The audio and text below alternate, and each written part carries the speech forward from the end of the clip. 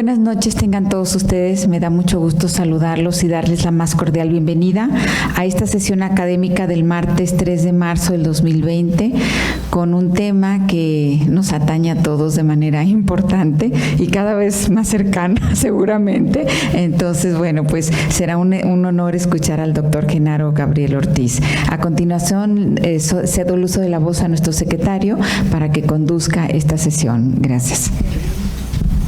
Muchas gracias. Pues primero que todo reitero la cordial bienvenida que ha dado nuestra Presidente a todos ustedes en esta ocasión.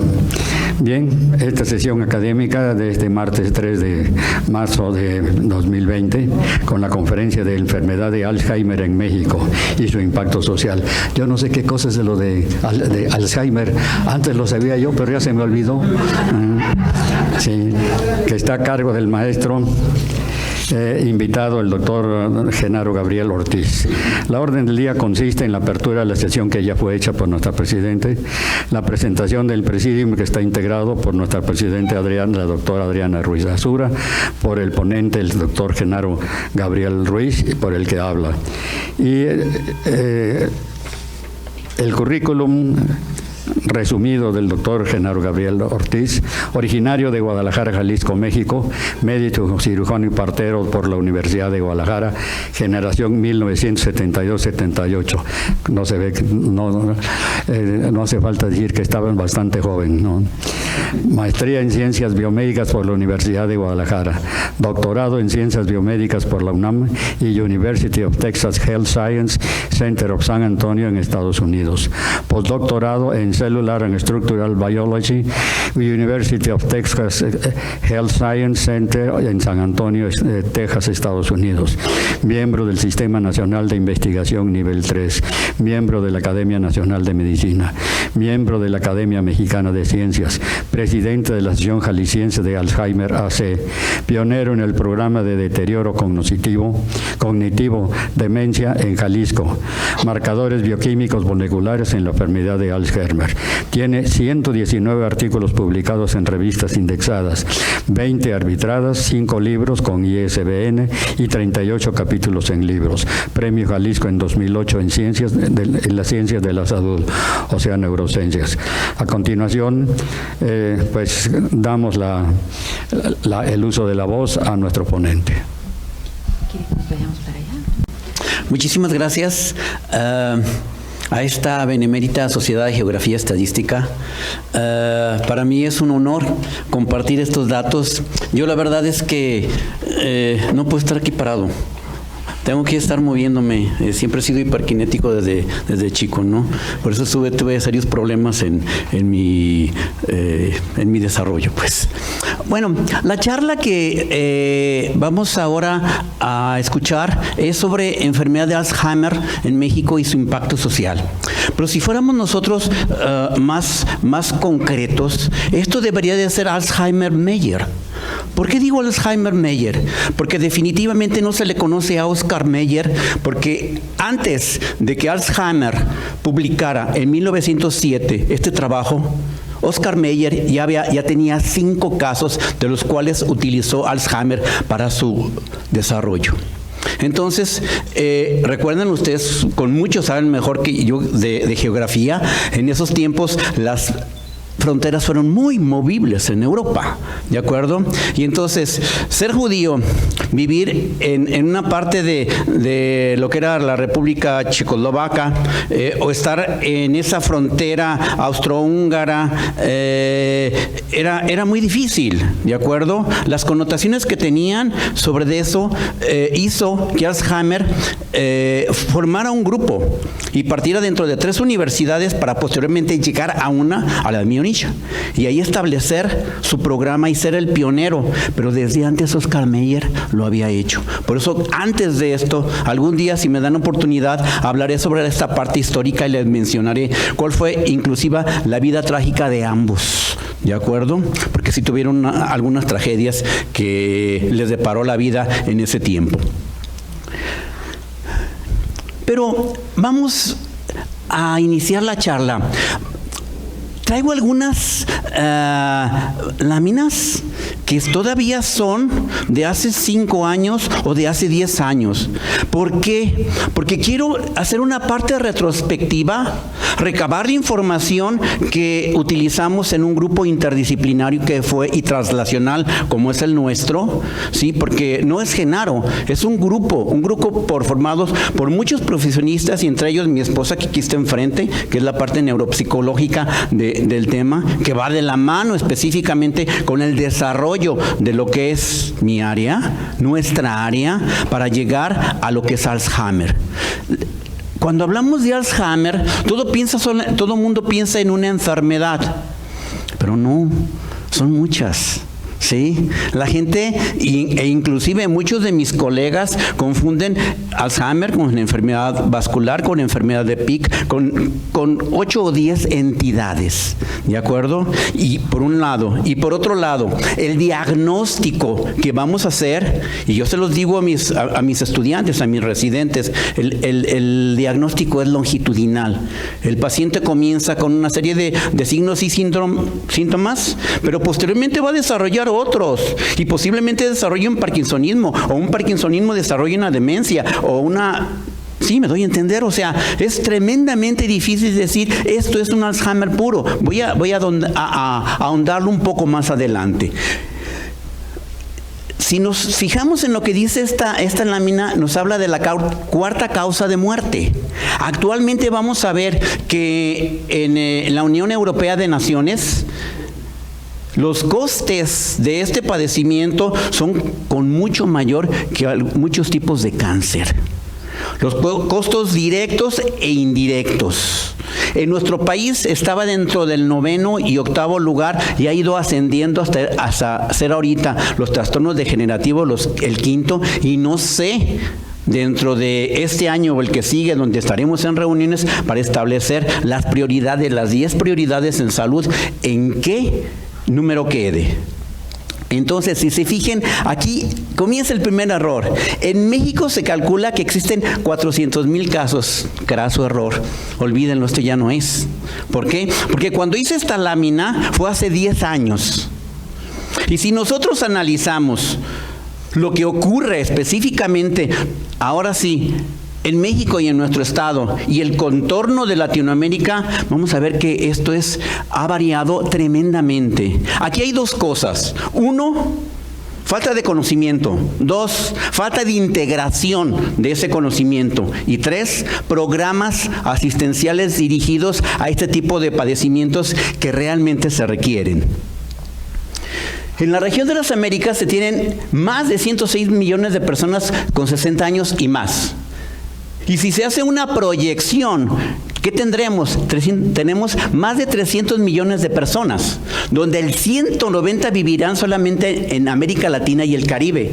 El 81%, o sea, más del 80%, yo me atrevo a decir que vamos a estar aruñando el 87%. Van a estar en esta parte. Y de estos, más del 40% vivirán más de 80 años. O sea, que existirán alrededor de 15 personas con más de 80 años. Pero aquí viene el problema. Mientras otros países, obviamente envejecidos, obviamente con otra situación académica, económica, política y social muy distinta a la nuestra, se han preparado. ¿Por qué? Pues porque la experiencia ha sido uno de sus frutos, ¿no? Estamos hablando de la Comunidad Europea de Naciones y aquellos que proyectan efectivamente cómo se van a ver dentro de 5, 10, 15 o 20 años, como es Estados Unidos y Canadá. Y nosotros, junto con un grupo que se llama el 1066, ¿sí? Dementia Group 1066, ¿por qué? Porque solamente el 10% del dinero se le otorga a ese 66% de la población de América Latina que se va a ver afectada. Por eso se llama Grupo 1066. Entonces, ¿qué es lo que ocurre? Pues que nuestra región aquí envejece. Entonces tenemos unas expectativas que ustedes ya las saben. O sea, aquellos que crecimos en los 70s, que vivimos los 80s y los 90s, teníamos una expectativa muy distinta, ¿no es cierto? cierto? Teníamos alta proliferación, teníamos prolíficos, ¿no es cierto? Teníamos programas donde además la alta mortalidad era un hecho, ¿cierto? Pero además, ¿qué es lo que existía? Existía una baja educación, había una gran cantidad, obvio, de jóvenes. No es un hecho que ahorita hablamos de un bono demográfico. No es cierto que ahorita la población que tiene, no solamente en nuestro estado, sino otros, en México, es una gran cantidad de jóvenes. Pero ojo, cuando yo doy este tipo de charlas, por ejemplo, en la Sociedad de Alzheimer o en el Día Internacional del Alzheimer, les digo, ¿saben qué? Ese bono se nos va a convertir en un pagaré. ¿Por qué? Porque no estamos preparándonos para eso. O sea, sí tenemos ahora la contrapartida. Ahora somos menos fecundos, ¿sí? Vivimos más, ¿sí? Y esa transición demográfica que antes hablábamos en las Américas de una pirámide, se está convirtiendo ahora en otra forma que asemeja la silueta de un barco, ¿no es así? ¿De acuerdo? Ese perfil de un barco, yo obviamente no deseo que sea el Titanic. Tenemos que proyectar, tenemos que hacer estudios suficientes y decirles a nuestras autoridades cuáles son las prioridades y dónde exactamente no estamos haciendo nuestra tarea, o donde hace falta cuestiones económicas y voluntades políticas. Aquí vemos que en Estados Unidos el 70% de las poblaciones de más de 65 años sí dicen gozar de buena salud, ¿de acuerdo? Pero si se fijan, en América Latina menos del 50% dice esto. Un tercio no dispone de jubilación, no hay recursos para el día, los niveles de educación son muy bajos y hay un alto analfabetismo. Y además, el 20%, ahora sí que para acabar de amorar el asunto, tienen afectada la funcionalidad básica del día a día el individuo. A pesar de estas consecuencias, vamos a ver que el fenómeno para la seguridad social y la salud son tangibles, ¿sí? ¿Por qué? Porque nuestra región está pensando en estas enfermedades que es, sí es cierto, diabetes, hipertensión y cáncer. Y sí le están apostando a eso. Pero ¿saben? Exactamente hace menos de un mes yo estuve en una reunión en México y estuve trabajando específicamente con las personas de nutrición, estuve trabajando con los institutos nacionales de neurología y ¿saben qué les dije? Les digo una cosa, vivimos en distintos Méxicos. Porque si bien estamos dentro de este territorio, no solamente hablamos distintos idiomas de salud, sino que nuestros números no coinciden con lo que ustedes publican. Y ahorita voy a hacer algo fehaciente. Entonces aquí vamos a ver que uno de los puntos que debemos de tomar suma atención es la salud mental. ¿Y saben por qué? Porque todo mundo, desde un pequeño hasta 80, 90 años, no lo sé, está descrito que cuando menos una vez en la vida va a presentar un trastorno psiquiátrico o neuropsicológico. Y si no, hagan recapaciten y piensen. ¿Qué es esto? El deterioro cognitivo es una serie de signos y síntomas, o sea, un síndrome que se caracteriza por un declive cognitivo mayor. Ahora, tenemos nosotros una expectativa de desarrollo en nuestro cerebro, pero además también tenemos, durante el desarrollo, durante nuestra ontogenia, varias áreas del sistema nervioso que en función de tiempo van a tener otro tipo de actividades. Y entonces, unas van a disminuir, pero otras se van a acrecentar. Algunas de ellas sí es un hecho que nos va a costar trabajo aprender algunas cosas nuevas, pero otras no. Nuestra cristalización de nuestra memoria va a ser muy distinta de un joven de 25, 30 años. Nuestro juicio, muchas de las cosas de nuestra memoria van a ser con mucho mejores aquellas personas en las que me incluyo de 65 años y más que una población joven. ¿Sí? Algunos autores sugieren que el deterioro cognitivo es un síntoma temprano de la demencia, es un hecho. Aquí me presentaron dentro de la Universidad de Guadalajara, pero yo tengo 8 meses que me acabo de jubilar del seguro y tengo 20 años, inclusive. Sigo trabajando en el instituto con mis pacientes porque soy el coordinador de la clínica de trastornos cognitivos. ¿De acuerdo? Entonces tenemos mucho tiempo trabajando en esto y sabemos que uno de los síntomas tempranos va a ser deterioros cognitivos, memoria. Uno de los puntos, pero vamos a ver al rato que no solamente es el único. Ahora vamos a ver que en esta población geriátrica hay una alta incidencia de otros trastornos asociados, como por ejemplo las depresiones.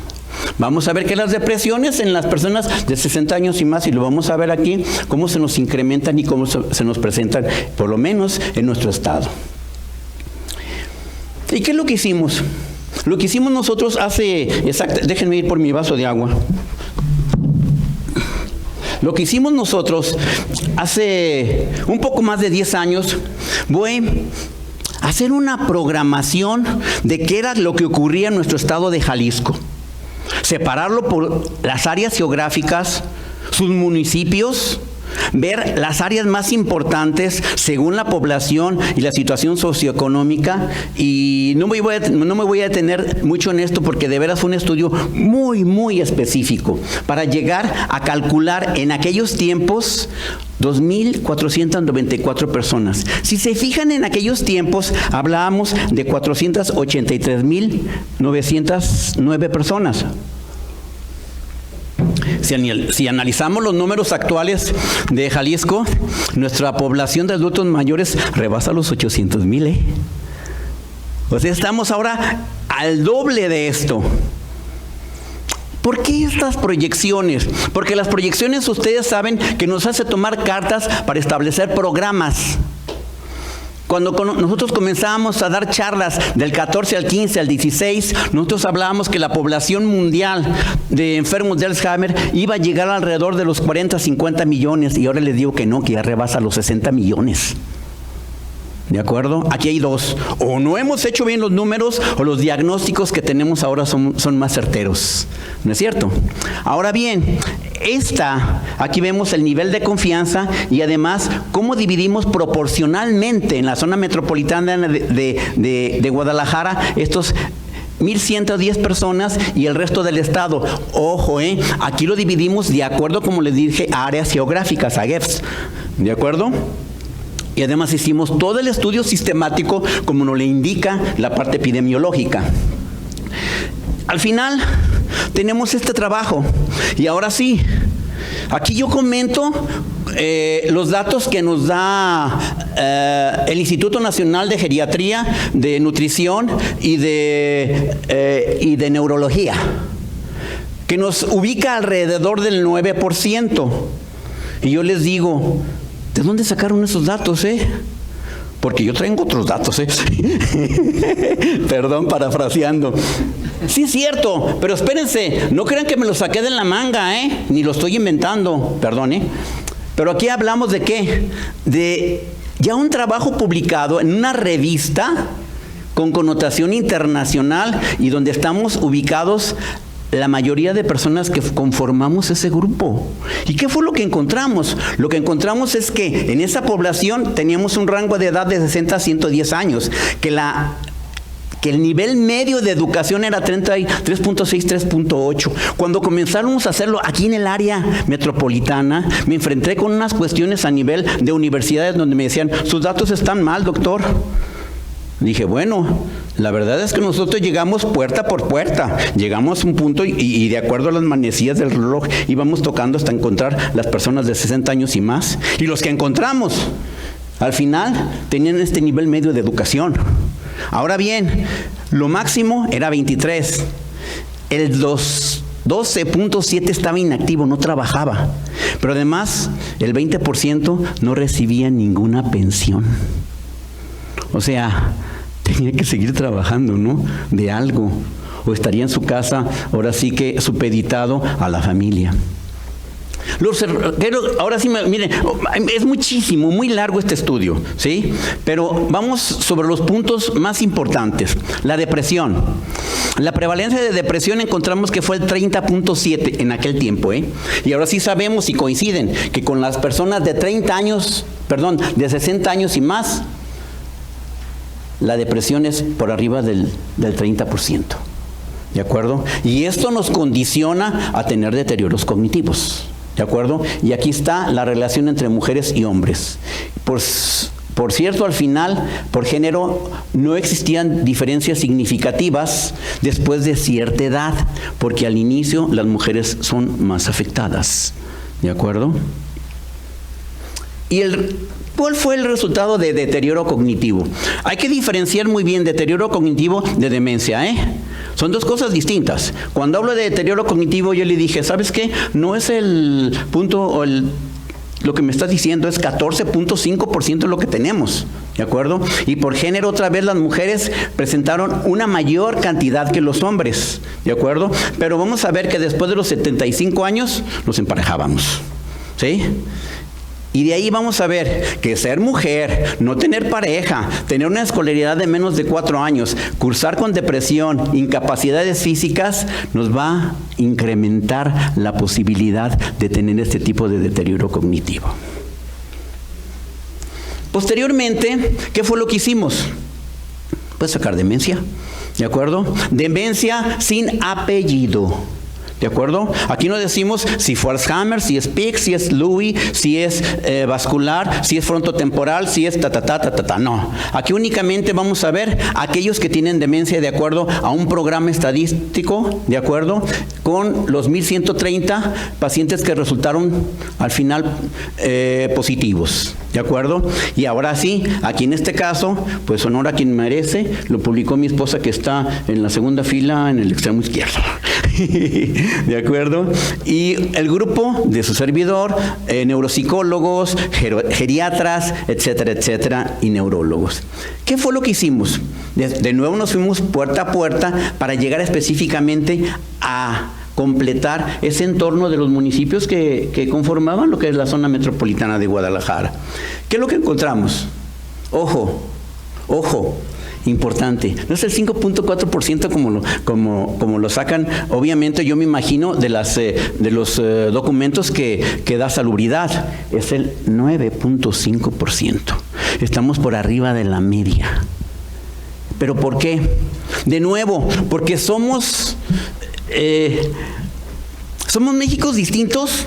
Lo que pasa es que genéticamente, sí tenemos diferencias con lo que es la parte noroccidente, la parte centro y la parte sur de nuestro país. Eso no quiere decir que seamos mejores o peores, ¿eh? ¿De acuerdo? Estamos hablando solamente de nuestro perfil del genotipo y del fenotipo, ¿de acuerdo? O sea, los genes y después los genes ante el medio ambiente que viene a ser el fenotipo. ¿De acuerdo? La expresión de estos. ¿Y qué es lo que encontramos? Obviamente que las mujeres presentan otra vez una mayor proporción que los hombres. Pero de nuevo, al llegar a los 75, 80 años, nos emparejamos. Pero aquí viene lo peor. Si teníamos nosotros 10% de probabilidad de tener este tipo de demencia, al llegar a los 80 se nos duplica la posibilidad de tenerla. Ahora bien, ¿qué es lo que nos dice esto? Que vamos a ver que tiene costes, ¿de acuerdo? Que no están programados, que requiere mucha atención. Ahorita actualmente también soy profesor adjunto del nuevo hospital geriátrico y enseñándolos a los residentes esta serie de problemas. ¿Por qué? Porque ¿saben qué? Como lo he dicho, el terremoto ya pasó, el tsunami viene y lo tenemos ya encima, ¿de acuerdo? Y tenemos problemas de veras terribles si nosotros no programamos esto. ¿Por qué? Porque es una realidad que hasta el momento los programas son menores a nivel nacional. ¿De acuerdo? No sé lo que pase ahora con las nuevas modificaciones que se hagan en el Programa Nacional de Salud, pero lo que sí sé es que a lo que le van a dar más atención es a la atención primaria. Muy bien hecho, estoy de acuerdo, pero ¿qué va a pasar con esto? Obviamente no lo sé. Ahora bien, vamos a ver que además de ese % encontramos que el 71.55% era dependiente de la familia, ¿de acuerdo? Y además vamos a ver que hay una relación muy fuerte en ese tipo de individuos y además la discapacidad que ellos tienen. Aunamos una serie de cosas, nos damos cuenta del problema. No solamente es vivir solo, no tener una pensión, tener una baja educación, sino solamente no tener ingresos, sino además le sumamos que tienen incapacidades físicas. Y muchos de ellos, óiganlo, están relegados, escondidos, son los invisibles dentro de muchas familias. Y vamos a ver que por esto la demencia es una de las principales discapacidades en América Latina. Ahora bien, ¿qué es lo que tenemos que hacer? Pues que esto tiene un impacto psicológico y social y económico. ¿Y ahora qué es lo que sucede? Que tenemos que prever esto en México. ¿Qué es lo que nosotros queremos realizar? Lo que queremos realizar es repetir de nuevo este programa para ver cuál es nuestra realidad ahora después de 10 años. Si hace 10 años les estoy platicando esta historia con 470,000 adultos mayores, ¿qué será la de hoy con más de 800,000? No lo sé. Quiere decir que si nosotros analizamos el 10% de esa población, tendríamos alrededor de 80,000 involucrados solamente en Jalisco. Vámonos yendo leves. Imagínense que sean 60,000. Mi pregunta es, ¿dónde están? ¿Cómo están atendidos? ¿Qué hace el sector salud? ¿Qué perspectivas y qué proyecciones se tienen específicamente sobre este grupo muy importante de la sociedad? ¿De acuerdo? ¿Dónde están?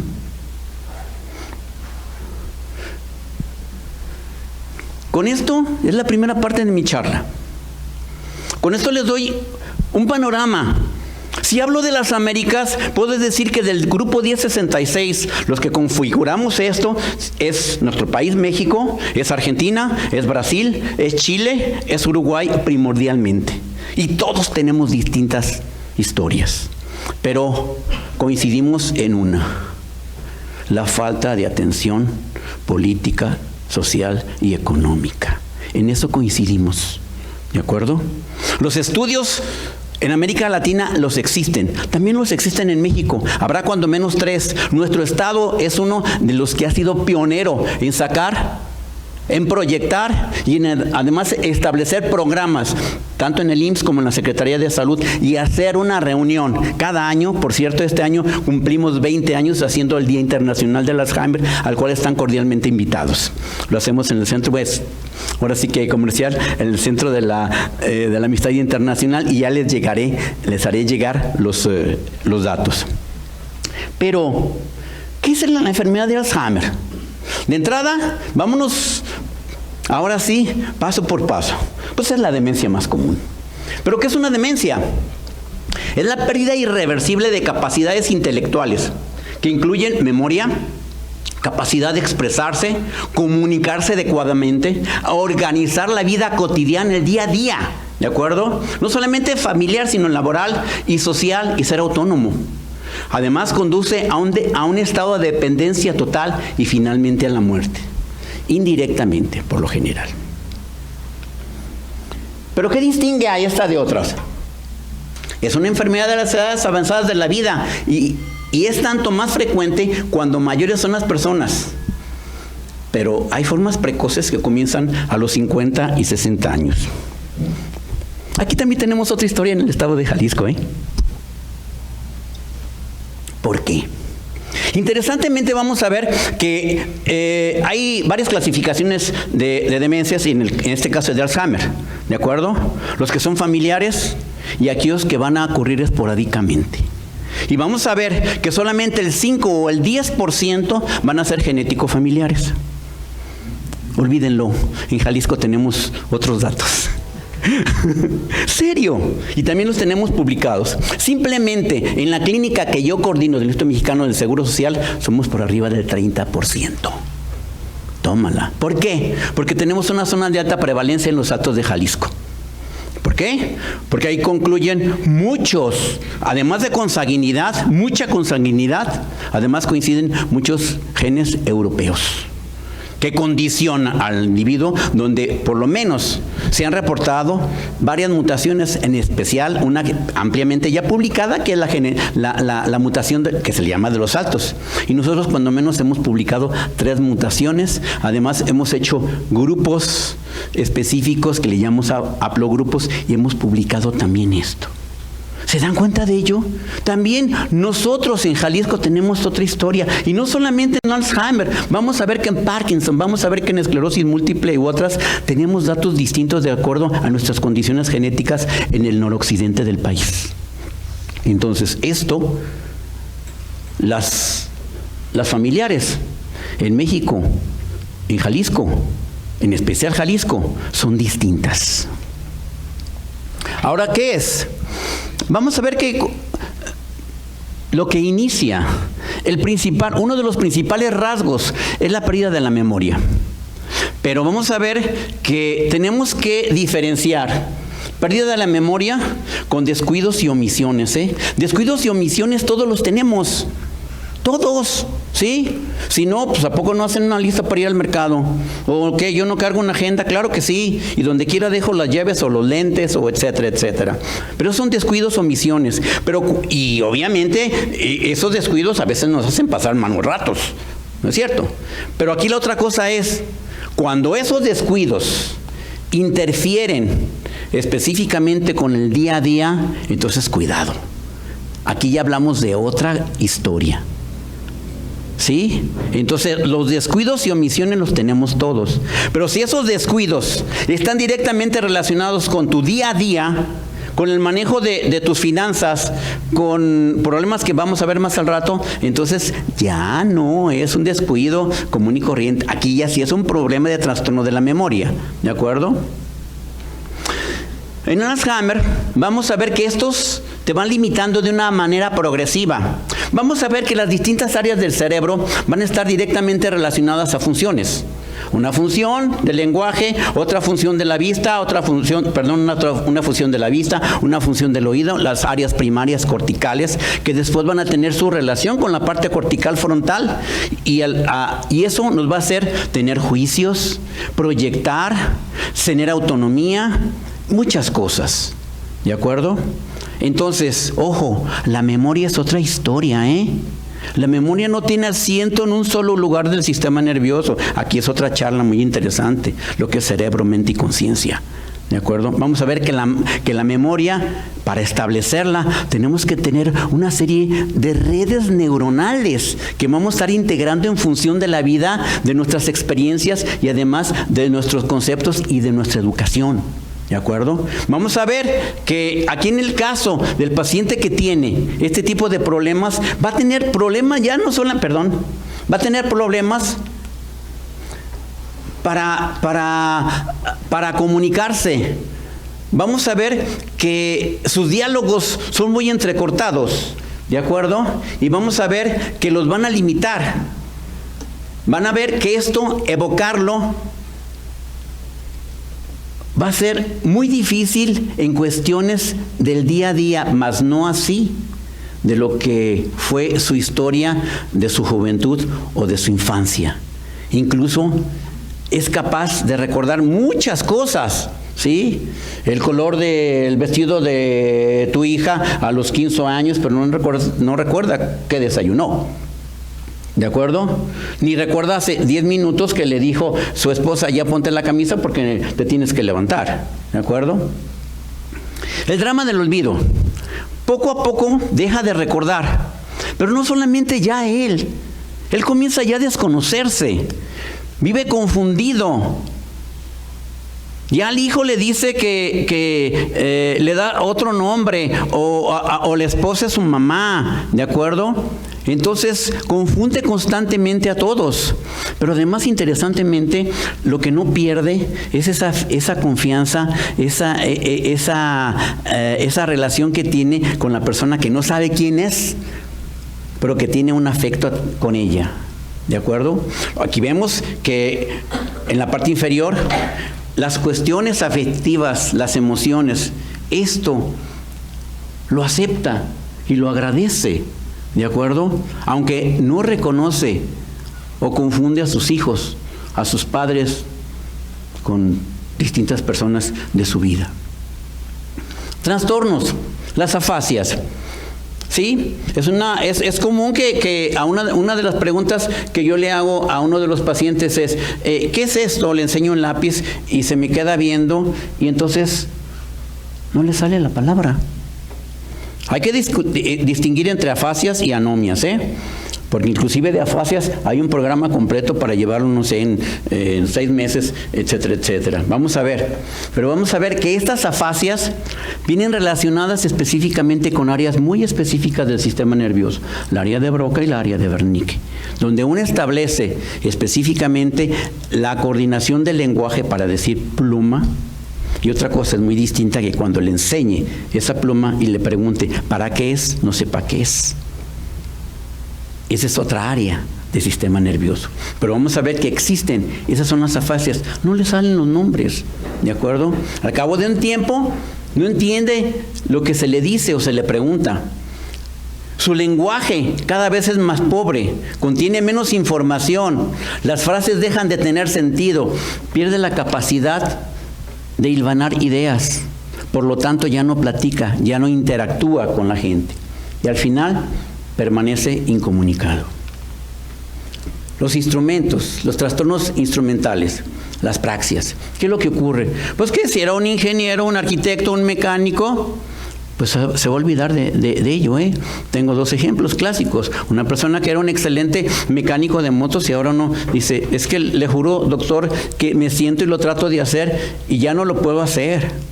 ¿Sí? U otra persona que me decía, o que me dice, maestro excelente de física, que para él, fíjense lo interesante, la parte contextual de la materia nunca se le olvidó. O sea, puede desarrollar una clase, pero si un alumno le pregunta que despeje, no sé, una ecuación diferencial de otro tipo, ya no la puede hacer. ¿Nos damos a entender? O sea, la clase ya la tiene cristalizada en su memoria. Pero otro evento distinto, con la misma connotación, ya no lo puede hacer. ¿De acuerdo? Vamos a ver posteriormente que cuando avance esto, pierde la capacidad inclusive para rasurarse, vestirse o comer. Vamos a ver que esto es un problema importante de salud pública, como le he dicho. Porque afecta al 50% de las personas mayores de 65 años de edad. Y de estas, del 5 al 10% va a ser el grueso de esta población.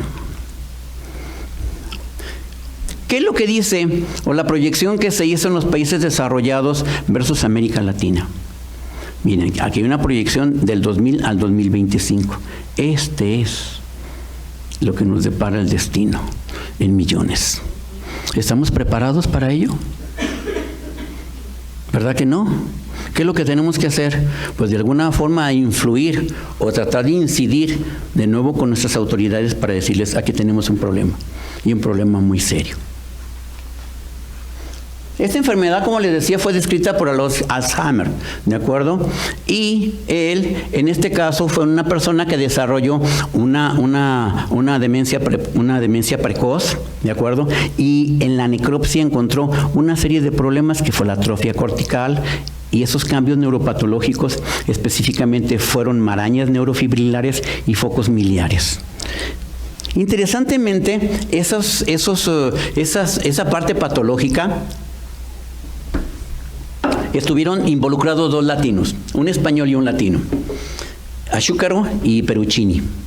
fueron parte primordial.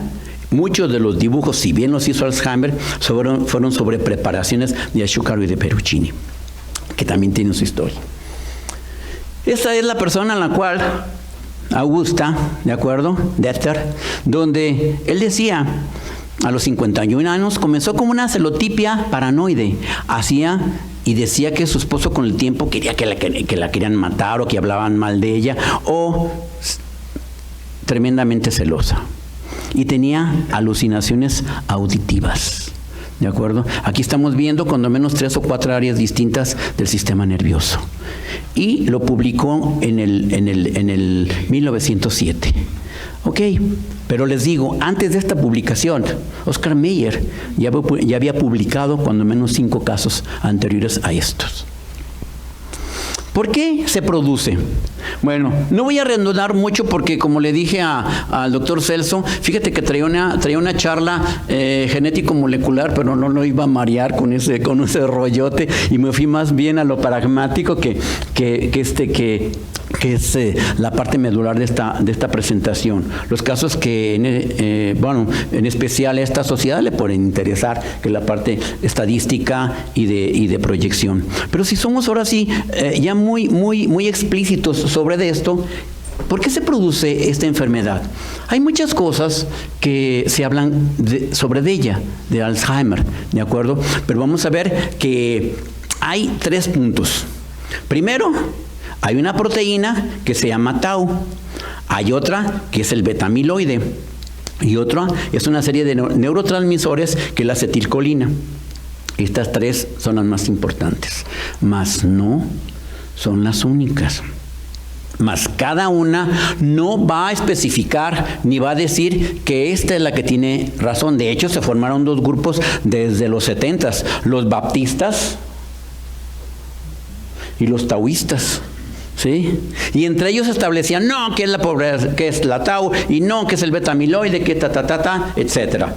La idea es de que ambas tienen una relación, pero además existen eventos anteriores a esta, como lo hemos comentado varios de nosotros, donde hemos dicho, la concentración de calcio y la actividad de la mitocondria tiene muchísimo que ver en la expresión, y obviamente la cuestión genética del individuo.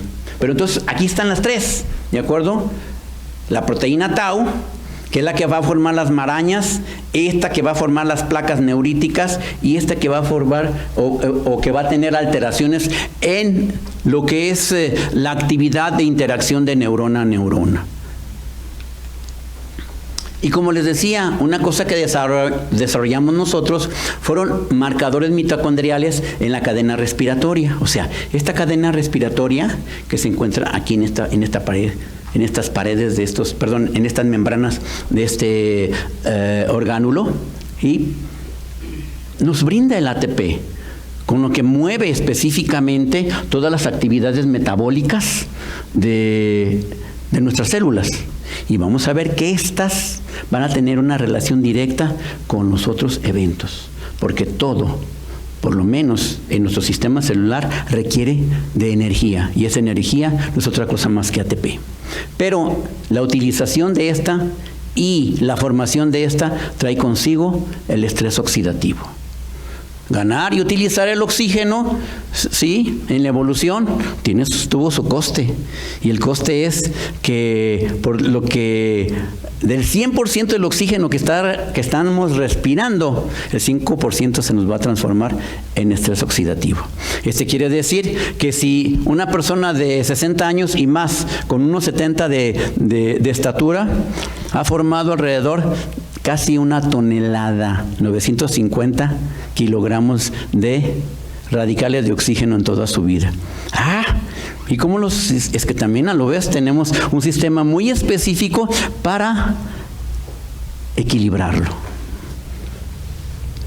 Las bases genéticas también están involucradas aquí en cromosomas específicos. Vamos a ver que en este caso la proteína beta-amiloide, ya lo mencionamos, está en el 21, la presenilina, el alelo 4, otros estudios en otros genes específicamente que son el 3, el 4, el 6, el 12 y el 13, ¿cierto? Entonces, la verdad es que genéticamente lo que tenemos por lo menos en nuestro país viene siendo la proteína precursora del beta-amiloide, otra que es el alelo del ApoE 4 en específico, que si tenemos ese gen nos da entre un 15 a un 30% de la posibilidad de desarrollar un padecimiento de Alzheimer. Y eso sí lo podemos hacer en nuestro laboratorio. Y estos que actualmente se vienen corriendo en los departamentos de genética del centro médico. Aquí es una historia natural. Si se fijan a la izquierda tenemos nosotros un instrumento de tamiz que es el Minimental. ¿De acuerdo? Ese Minimental tiene 30 puntos. Y aquí vamos a ver en función de años cuánto es la sobrevida de un individuo. ¿Sí? Usualmente es alrededor de los 8 o 9 años. Cuando comenzamos esos estudios hace muchos años, quiero decirles, al inicios de este siglo, nosotros detectábamos a nuestros pacientes aquí, ya muy afectados. De hecho, yo cuando regresamos nosotros a México, nos invitaron a que formáramos parte de este programa. Y yo le dije, en este caso, al jefe del departamento de neurología, que estaba de acuerdo, que yo hacía un laboratorio de marcadores, pero que él desarrollara una clínica de demencias. Me dijo, no, vente a la clínica. Le dije, espérate, pues si tengo como 5 años o 6 años que no hago clínica, para hacérsela más liviana, la charla, pues me fui a la parte clínica y ya tengo 20 años allí, ¿de acuerdo? Entonces, ahora ya estamos sí captando a los pacientes en esta forma. Esto quiere decir que ha funcionado nuestro sistema. Y no solamente eso, sino que ahora nuestra área la hemos replicado en algunas otras, como fue la Secretaría de Salud, y en otros estados, como ahorita ya están en Ciudad Guzmán, otro está en la zona de Los Altos, y otra que acaba de irse hacia la zona de la Ciénega, ¿de acuerdo? O sea, ya tenemos metástasis positivas, ¿de acuerdo? Entonces, esta es la historia. Cuando comienzan los síntomas hasta la muerte, como les he dicho, la muerte va a ser distinta para todos. Van a ser cuestiones secundarias al padecimiento. Utilizamos criterios internacionales para esto. Un manual de demencias, que es el DSM-5, pero obviamente tenemos que tratar de hacer diagnóstico diferencial, que no haya un problema, que decirle, hormonal, metabólico, ¿sí? Y además lo que hacemos también, estudios de imagen, como es una resonancia, una espectroscopía. Esto actualmente no lo podemos hacer porque nos hace falta específicamente los anticuerpos, pero sí podemos hacer volumetría. Y obviamente las pruebas neuropsicológicas que, ojo, de la mano del médico siempre tiene que estar el neuropsicólogo. Ese binomio siempre tiene que estar unido. ¿De acuerdo? ¿Por qué? Porque no solamente vamos a ver la parte física y médica, sino también el neuropsicólogo va a ser el que te va a decir cómo vas, porque es el que va a aplicar los instrumentos, los test, para decirte cómo va evolucionando o no va evolucionando el paciente. Al final, tengo 5 minutos, ¿verdad? ¿Sí? Tenemos aquí específicamente los aspectos neuropatológicos, donde se ven las placas neuríticas, las marañas, que vamos a ver más específicamente. ¿Qué es lo que debemos de buscar? Otra de las cosas que también desarrollamos ahí en el centro médico y me tocó realizar fue las autopsias de los pacientes y buscar específicamente lo que eran las placas neuríticas, la degeneración granulovacular, las marañas neurofibrilares, la degeneración granulovacular, la gliosis, y estos datos que son angiopatía congofílica y cuerpos de Girano. Aquí vamos a ver que partíamos en este sentido para llegar a áreas específicamente donde nos centramos, si es la parte cognitiva, en el área donde centramos la memoria reciente, que es en el hipocampo. ¿De acuerdo? Y de ahí partimos a la corteza temporal, parietal, frontal, y ahí nos vamos. Si se fijan, este es un cerebro normal, ¿de acuerdo? Y aquí vemos esta área, si se fijan, es el área de hipocampo. Y vamos a ver cómo se encuentran dilatados los ventrículos y cómo tenemos una atrofia tremenda de este. Aquí lo vemos más específico. Si comparamos uno normal contra uno de Alzheimer, ¿de acuerdo? Dicho de otras formas, hacen una analogía de que esto es una V y aquí es una pasa, ¿de acuerdo? Aquí tenemos una parte normal, vean la parte de la sustancia gris y la sustancia blanca, vean esos giros, esas circunvoluciones, y aquí vamos a ver cómo esto se pierde, vean los ventrículos y aquí veamos la dilatación. Veamos esta área que es donde se centran los recuerdos cercanos, la memoria reciente, y veanla aquí, está completamente atrofiada. Aquí están las placas primitivas, las clásicas y las difusas. Y aquí nos dan una imagen de ella. Aquí vemos esa placa clásica que está formada de microfilamentos, etcétera, etcétera. Pero aquí tenemos una imagen de esta. ¿De acuerdo? Y alrededor de esa también mencionan los ovillos que vamos a ver enseguida. Esa placa difusa aquí se menciona de nuevo, ¿de acuerdo? Y vamos a ver que algunas de ellas no pueden teñirse con las técnicas usuales que se hacen en histología y que necesitamos técnicas de plata o bien anticuerpos específicos contra de ella. ¿De acuerdo? Aquí dice algo que lo capturé porque todavía lo encuentro en los libros de neurología. Karami dice, y al parecer carece de componente neurítico y de microglia. No, no es cierto. Sí, todavía uno encuentra errores en la literatura. ¿Por qué? Porque por un lado de las neuronas vamos a encontrar el componente glial, y ese componente glial, muchas de ellas se van a transformar como si fueran los defensores, los leucocitos, váyase, los monocitos de esa área del sistema nervioso. Y sí los encontramos, y los vamos a ver al rato. Aquí tenemos las mareas neurofibrilares. Vean esta imagen, tomada de un libro. Este es obviamente un dibujo, ¿de acuerdo? Donde de nuevo es un componente proteico que es la tau, ¿de acuerdo? Donde va a formar estas marañas intracelulares y después extracelulares. Y luego la degeneración granulovacular, ¿sí se ven aquí? Son gránulos con vacuolas en su interior. ¿Las observan? Bueno, ok. Esto también es componentes del esqueleto de la célula, porque la célula no es un saquito, no es un saquito de organelos.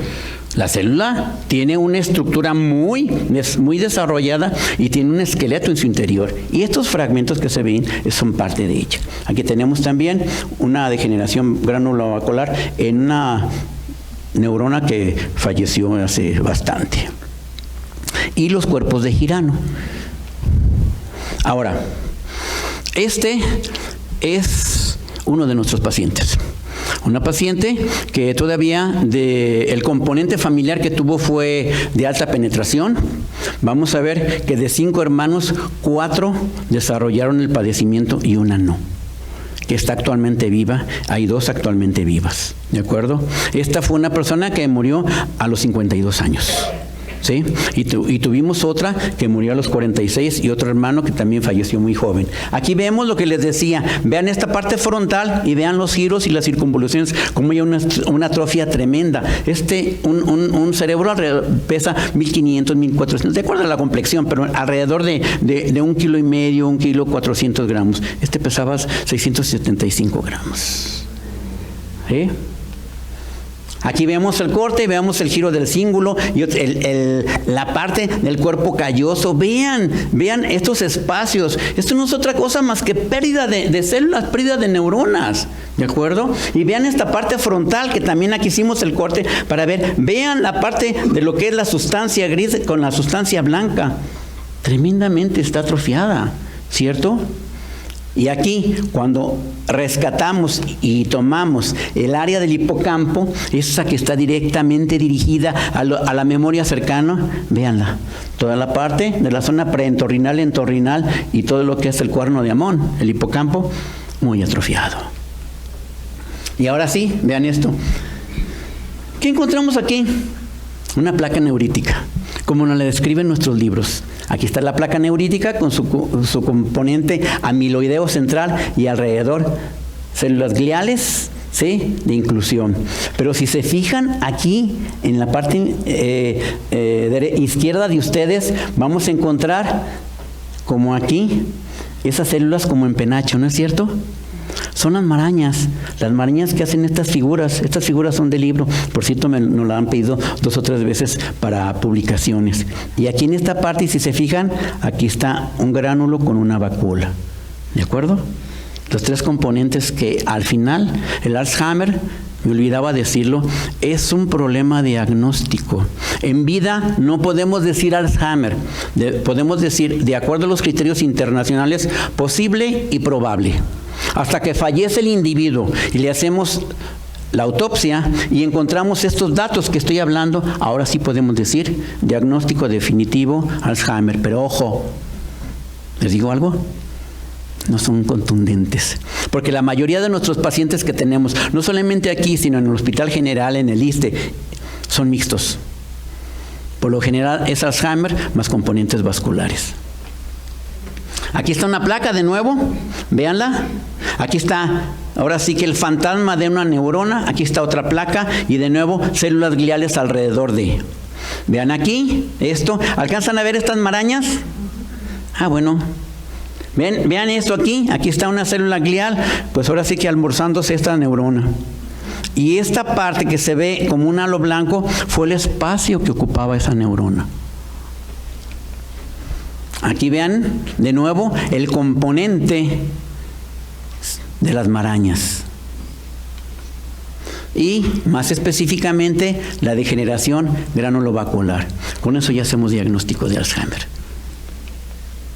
Un cuerpo de Girano. ¿Y qué nos resta por decir? Nos resta por decir que las demencias es un grave problema de salud pública, no solamente en nuestro estado, sino en nuestro país. Tenemos que tomar no solamente conciencia, sino tener una actitud prospectiva a qué es lo que vamos a hacer. Nosotros año tras año estamos llevando al cabo la reunión que antes fue entre amigos, entre compañeros, pero ahora cumplimos 20 años. Específicamente de eso. Ahora somos específicamente un grupo de investigadores y ya la reunión es interinstitucional. Estamos hablando del IMSS, del ISSSTE, de la Secretaría de Salud, del DIF, de SEDENA, de las universidades. ¿Para qué? Para llevar al cabo esto. Y donde cada persona realiza una actividad dentro de lo que es el Alzheimer. Demencias, Alzheimer. No es la única, ¿de acuerdo? Y el problema lo tenemos aquí y tenemos que resolverlo. Muchas gracias.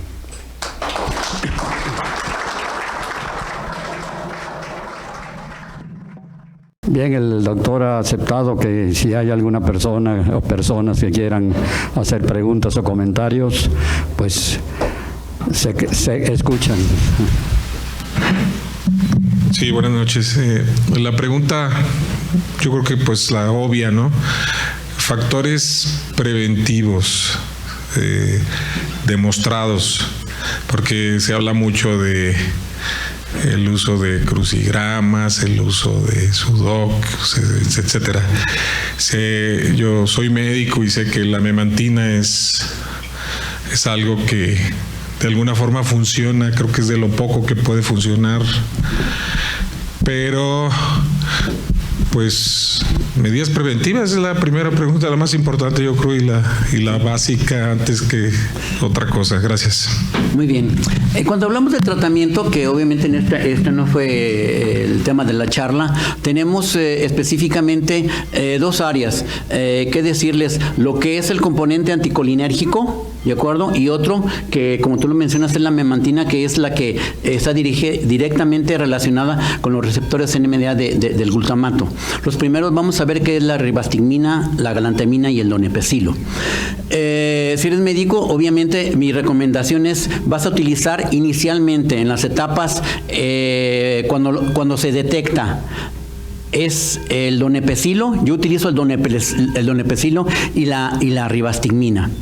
Preferentemente utilizo la ribastigmina porque me da una posibilidad de tenerla en parche y la vía de eliminación va a ser lenta, y así la biodisponibilidad y la transformación me va a asegurar que el paciente tenga una dosis constante. Pero el problema es que cuesta alrededor de 2,000 pesos, ¿sí? Por 30 parches, o sea, cada mes tienen que estar pagando, y no toda la gente lo tiene. Por eso pasan unos a utilizar donepezilo, ¿de acuerdo? Que es un tanto menos costoso, y al final, cuando ya está entre moderado, leve a moderado, utilizo la memantina, sí es cierto. Y la memantina inclusive la puedo combinar con donepezilo, pero ya en esos casos. Yo antes no utilizo la memantina. ¿Por qué? Porque la experiencia nos ha dicho que funciona más en los moderados y en los severos. No vamos a modificar ni vamos a curar. Únicamente lo que vamos a hacer es atenuar la sintomatología del paciente. Existen otra serie de anticuerpos que se están trabajando, y cuando menos 25 en estudio. Pero si imagínate, si estamos hablando de la ribastigmina, que te va a costar alrededor de 2,000 pesos, ¿tú crees que un anticuerpo lo van a vender por menos de 10,000 pesos? No lo creo, ¿eh? ¿De acuerdo? Y mira, aquí la verdad es que el problema de la industria farmacéutica con la realidad del paciente no siempre se llevan, ¿sí? Muchos van a ver lo que es textualmente el negocio, ¿eh? Con la salud, así es. Ahora, el punto clave de tu pregunta. En la reunión hemos visto, en la reunión pasada que comentaba hace rato, se vieron 3 ejes. El eje primero es detección temprana. Segundo, vida sana. Y tercero, atención alrededor de la vida familiar. Porque aquí, por cada paciente afectado, hay cuando menos 4 que no se ven. Que no lo mencioné aquí, porque es otro tema que debería de tocarse muy importantemente, que es el cuidador. Y donde hay programas que inclusive nosotros, en especial mi esposa se trajo uno que fue, ¿quién cuida al cuidador? ¿Sí? ¿Por qué? Porque como está el cuidador, va a depender tu paciente. Entonces, esos 3 ejes son los que te están diciendo que debes de procurar. Detección temprana y hábitos sanos. Esos hábitos, acuérdense que nosotros somos lo que comemos. Hace poco también nosotros lo que hicimos fue publicar un trabajo donde mencionamos lo que es el segundo cerebro. Y el segundo cerebro está en nuestros microorganismos que tenemos en el intestino primordialmente. Y la otra es, ahora sí, la atención de acuerdo a los signos y síntomas que te da cada paciente en lo especial. Porque es muy distinto un Alzheimer a un frontotemporal, o a un paciente que tiene Parkinson, que te empieza a desarrollar también un deterioro cognitivo, o un hipertenso que comienza a tener infartos lacunares, que al rato te va a llevar también a una demencia, pero vascular.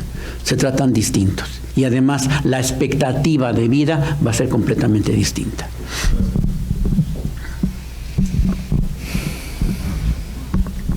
¿Alguien más? Bien, pues ahora corresponde a nuestra presidente entregar el reconocimiento respectivo a nuestro ponente.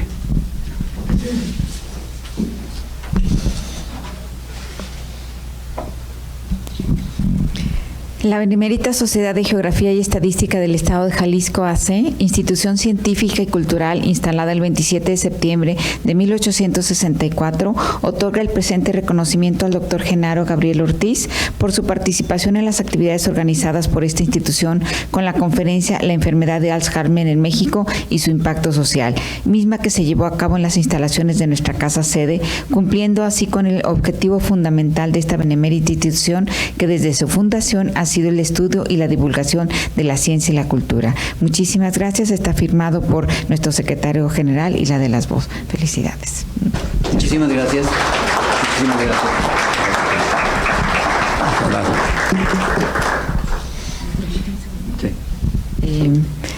Antes de pasar a los anuncios, quiero de alguna manera recordar en este momento la memoria de nuestro amigo y compañero que estuvo viniendo por tantas ocasiones aquí a esta nuestra casa sede, el licenciado Alejandro Casarrubias, que en paz descanse. Entonces, pues hay que recordar a los amigos siempre, y en este caso queremos hacerlo. Y también quiero mencionar que esta invitación del maestro Genaro Gabriel Ortiz fue precisamente por la Academia de la Salud, ¿verdad?, que está presidida por el doctor Rodrigo Ramos y la doctora Ana Elba Vera, perdona, discúlpame, doctora, se me pasa ahorita tu apellido. Bien, ahora sí vamos a los anuncios. Sí. Bien, pues agradecemos la presencia de nuestra expresidenta, licenciada Pilar Sánchez Alfaro. Muchas gracias por acompañarnos. Para el martes 10 de marzo, a la misma hora, a las 20 horas, primera parte del foro Mujeres Líderes de Jalisco, moderado por nuestra consocia, directora de la Academia de Periodismo y Ciencias Sociales, licenciada Patricia Flores Osuna, con la participación de nuestras invitadas, licenciada Pati Chávez y maestra Ana Mendoza. Para el jueves 12 de marzo, a la misma hora, segunda parte del foro Mujeres Líderes de Jalisco, moderado por nuestra consocia Patricia Flores Osuna y con la participación de nuestras invitadas, maestra Lorena Martínez y maestra Araceli Ramos. Los invitamos al convivio para que podamos seguir comentando este tema, y la clausura de la sesión por parte de nuestra presidenta. Bien, muchas gracias, doctor Genaro, por su plática. Nos deja impresionados, al menos yo lo digo por mí. Hay que tomar en cuenta esos hábitos que usted menciona de una vida sana y vivir con menos estrés, disfrutar más la vida para que el día de mañana no nos cobre tan rápidamente la factura, ¿verdad? Así es. Bien, pues siendo las 9:10, declaro clausurada esta sesión académica del martes 3 de marzo del 2020. Muchas gracias y buenas noches.